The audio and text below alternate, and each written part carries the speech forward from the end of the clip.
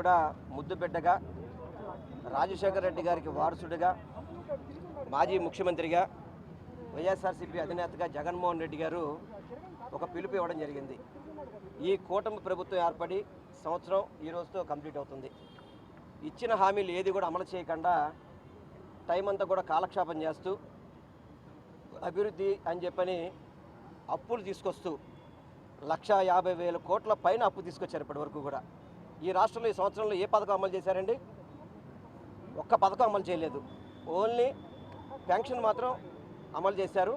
ఆ పెన్షన్లో కూడా కొన్ని అనేక అవకతవకలు ఎంతోమందిని డిస్క్వాలిఫై చేసేయడం మనం ప్రతిరోజు కూడా వార్తల్లో చూస్తున్నాం. అదేవిధంగా పిల్లలకి అమ్మఒడి ఎక్కొట్టారు, అంటే వాళ్ళకి తల్లికి వందనం, రైతు భరోసా ఎక్కొట్టారు.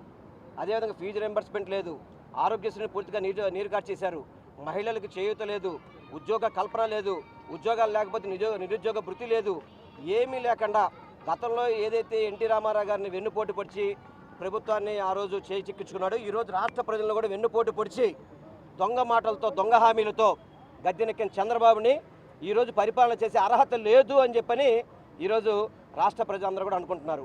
వాళ్ళ భావన మేరకే వైఎస్ఆర్సీపీ శ్రేణులంతా కూడా ఈరోజు రోడ్డు మీద రావడం జరిగింది.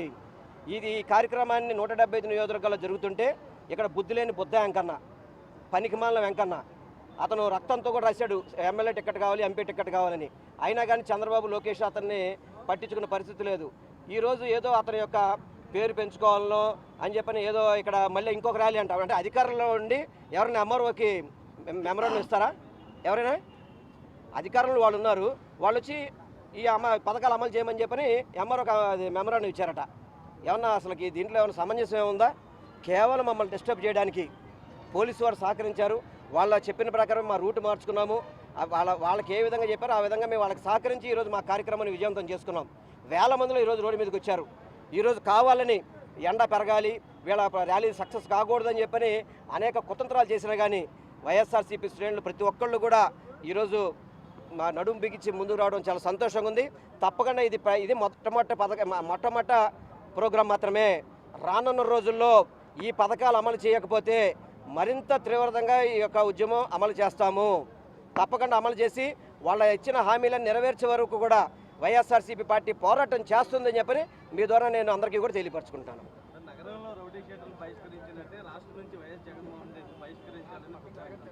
అసలు బుద్ధాంకర్నే ఒక సైకిల్ బిల్లు దొంగ, అన్ని డైలీ షీట్లు, రోజువారీ వడ్డీలు తిప్పే వ్యక్తి అతను మాట్లాడేది.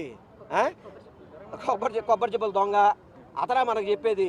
ఇటువంటి బుద్ధాంకన్న గతంలో ఎన్నికల ముందు రక్తంతో రాశాడు, నాకు ఎమ్మెల్యే టికెట్ కావాలి పశ్చిమ నియోజకవర్గం, లేకపోతే అనకాపల్లి ఎంపీ టికెట్ అని చెప్పని. నువ్వు పనికిరానివ్వడం అని చెప్పి పక్కన పడేశారు చంద్రబాబు నాయుడు, లోకేష్. ఇప్పటికైనా కానీ బుద్ధి తెచ్చుకొని ప్రజలతో మమేకమవు, మీకు ఇచ్చిన అధికారాన్ని సద్వినియోగం చేసుకోండి తప్ప మీరు రోజు వీధి పోరాటాలు చేద్దాం అంటే మేము దేనికైనా సిద్ధం అని చెప్పి మీ అందరికీ కూడా తెలియపరచుకుంటున్నాం. సుపరిపాలన అంటే పథకాలు ఎక్కొట్టమా? ఏ పథకం? నేను ఒకటే నేరుగా జనసేన నాయకుల్ని కార్యకర్తలను అడుగుతున్నాను, మీరు ఏ పథకాలు అమలు చేశారని చెప్పి ముగ్గులు పెట్టాలి, ఏ పథకాలు ఇచ్చారని చెప్పని రంగవల్లులు దిద్దాలి, ఏ పథకాలు ఏం అభివృద్ధి చేశారని చెప్పని బాంబులు కాల్చాలి. అన్నీ ఆపేసినందుక ఈ పథకాలు ఆపినందుకు మీ బాంబులు కలుస్తారా? అంటే ఈ పథకాలు ఆపినందుకు మీరు ముగ్గులు వేసుకుంటారా?